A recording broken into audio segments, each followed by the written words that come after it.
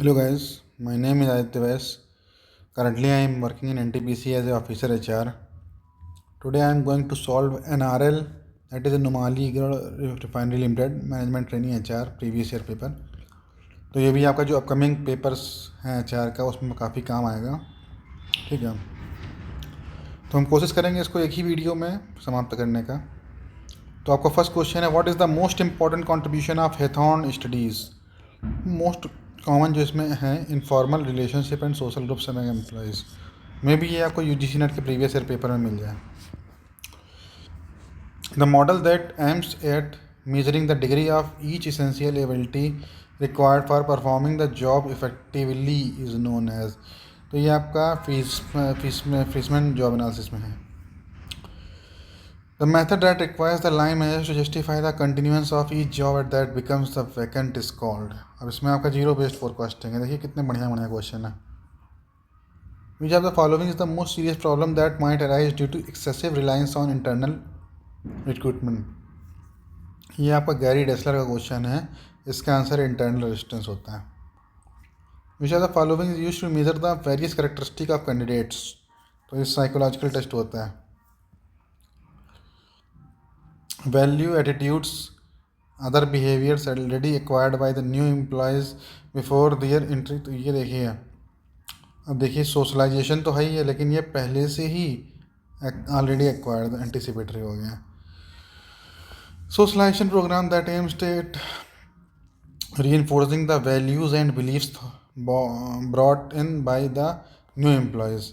तो ये आपका होता है इन्वेस्टिचर स्ट्रेटजी। डिवेस्टिचर भी पढ़ लीजिएगा। at reinforcing the values and beliefs brought in by the new employees। The factors that influence the selections of individual career choice are usually referred to, इसको बोलते हैं career anchors। The career development program which enables the employees to gain multi skills and diverse experience before being considered for any promotion। तो इसको बोलते हैं network career path. Laboratory training को हम लोग सेंसिटिविटी ट्रेनिंग बोलते हैं। The evolution method that acquires the supervisors to keep the graphic. ये आपका देखिए क्रिटिकल इंसिडेंट होगा, क्योंकि आपका यहाँ भी बोल दिया पॉजिटिव एंड नेगेटिव बोल दिया। विच of the following is analytical. Analytical मतलब PR पॉइंट रेटिंग मेथड। ठीक है, PF फैक्टर कंपैरिजन होता है।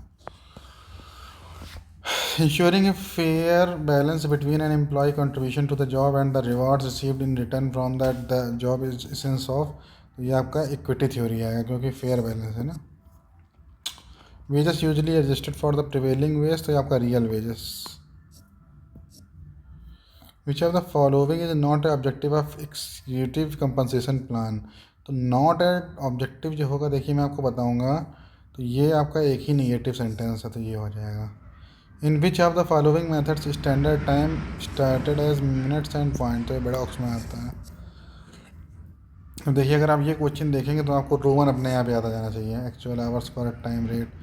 ठीक है, achieving cost saving not only on labour cost. अब तो ये फिर आपका देखिए, अब इन चारों में ये आपका किस में आएगा, क्योंकि उसने बोला not only are labour cost but also overhead. Crux of रकर में आएगा। बहुत खूबसूरत क्वेश्चन है ये।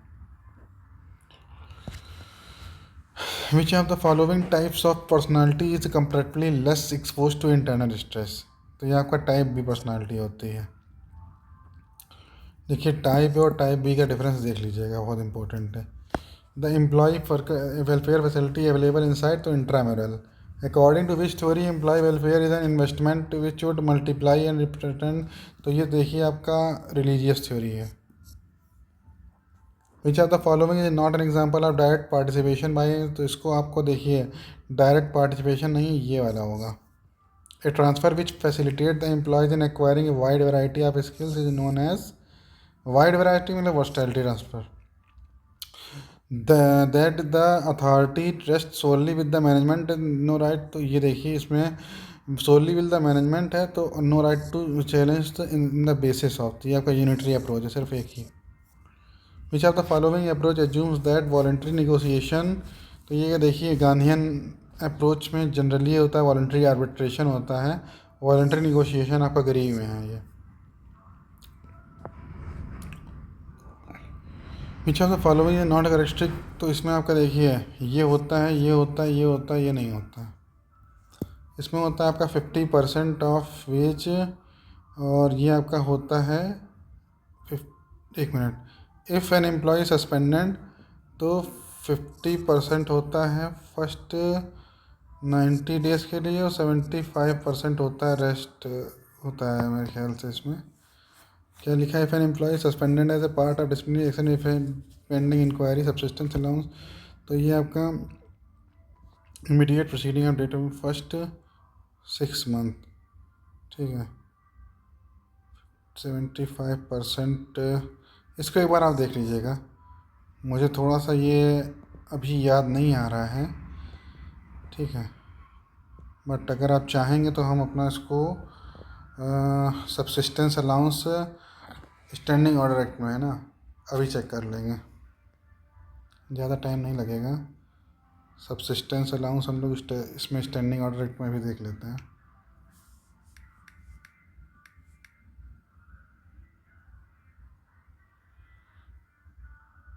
ये आपका आ गया सब्सिस्टेंस अलाउंस 10A में है। इसमें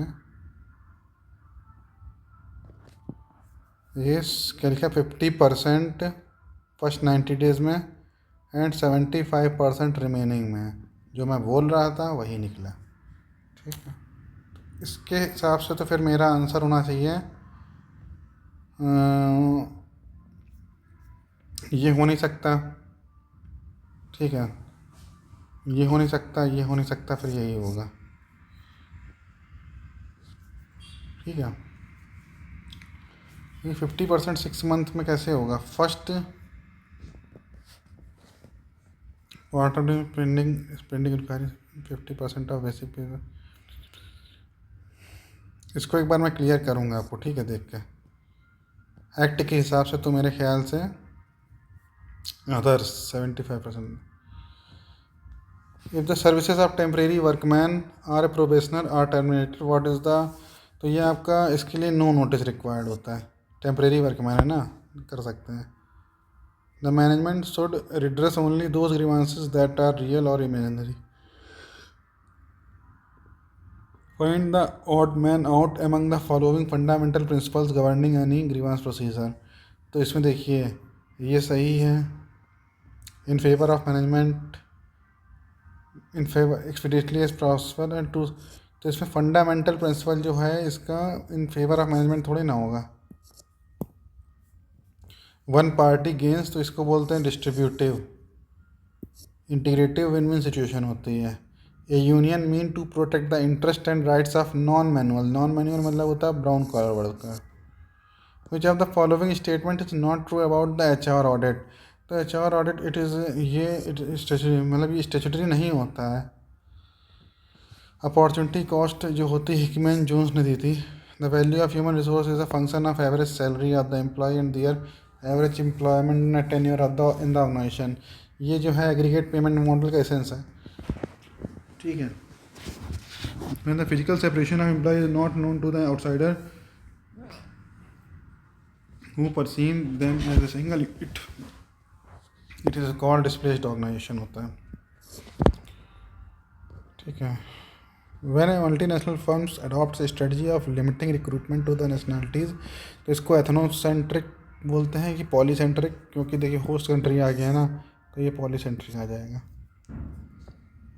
Which of the following factors is not related directly to the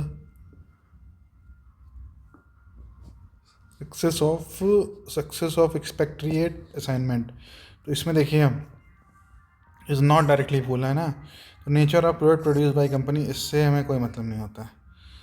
the treatment of employee as one of the factor of production, तो ये जो आपका आएगा हार्ड HRM में आएगा।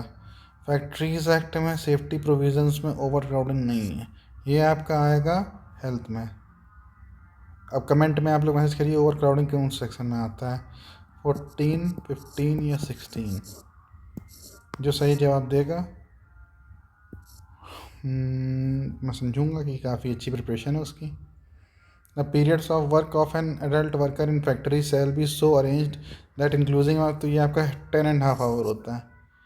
अब ये देखिए, अगर 240 डेज़ कोई काम करता है तो उसको 20 डेज़ में 1 लीव मिलती है एडल्ट के केस में। एम्प्लॉय कंपनसेशन एक्ट में देखिए पुराना है, तो ये आपका हो गया है, 1 minute,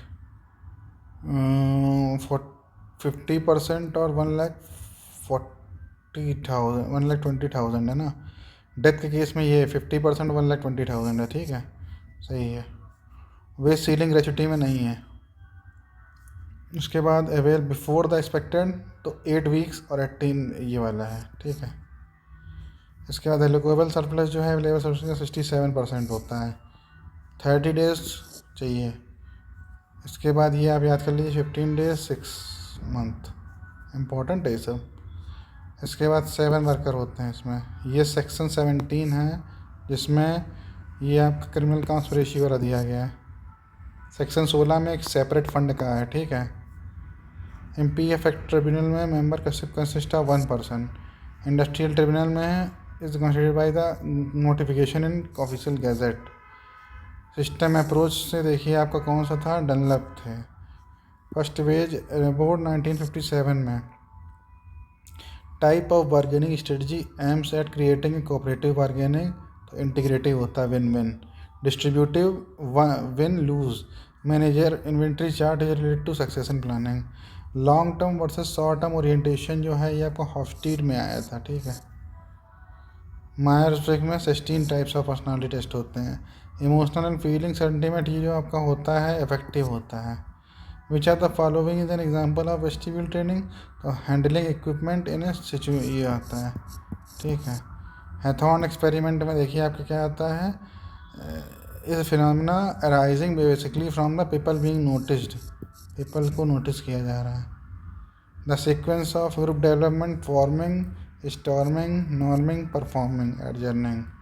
in managerial grid theory put forward by Black and Morton, authority evidence क्या होती है, अथॉरिटी एविडेंस होता है the leader sees to that the human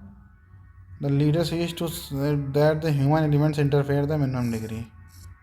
production oriented. Continuous commitment क्या होता है, perceived economic value of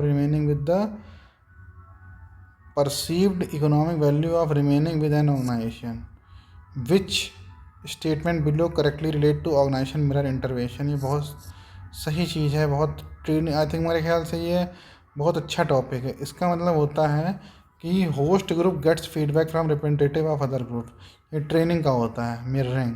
golden parachute क्या होता है, agreement between a company and executive specifying with the employ will receive certain significant benefits if employment terminated. Choose the statement below that is not link to pay progression, तो pay progression में भी real growth नहीं। Attainment of formal promotion इससे related नहीं है, periodic increment है। पे progression में भी रिकॉर्डेड रियल ग्रोथ इन पे, सही है। ये आपका देखिए इससे नहीं, अटेनमेंट ऑफ फॉर्मल प्रमोशन इससे नहीं रिलेटेड है। PLI है ना, ये परफॉर्मेंस लिंक इंसेंटिव है, परफॉर्मेंस लिंक इंसेंटिव है। Organisation effectiveness is not the level of output achieves with it link term resources, ठीक है। द डिग्री टू परफॉर्म, ये सही है, ये सही है, ये गलत है।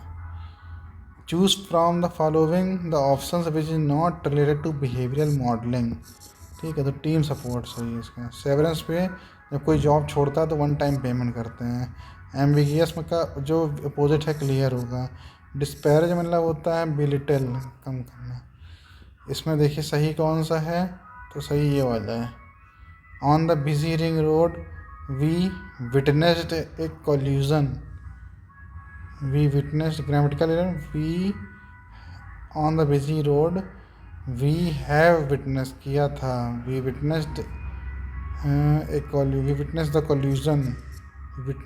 कोल्यूजन बिटवीन, ठीक है। One who is habitually silent, तो इसको टेसिटर्न बोलते हैं, मौन। द माइजर गेज्ड एविडली, लालची उसमें, ठीक है। इस तरीके से पेपर जो था हुआ था इसका, ये देखिए 6 चौको 60, 6 दहाम, ये वाला क्वेश्चन जो है इसमें पैटर्न आप लोग इसको कमेंट सेक्शन में करेंगे कैसे करना है इसको, ठीक है। करके बताइएगा।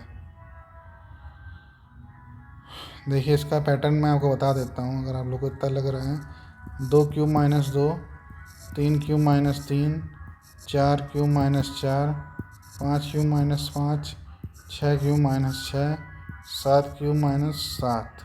तो आंसर आ जाएगा 336।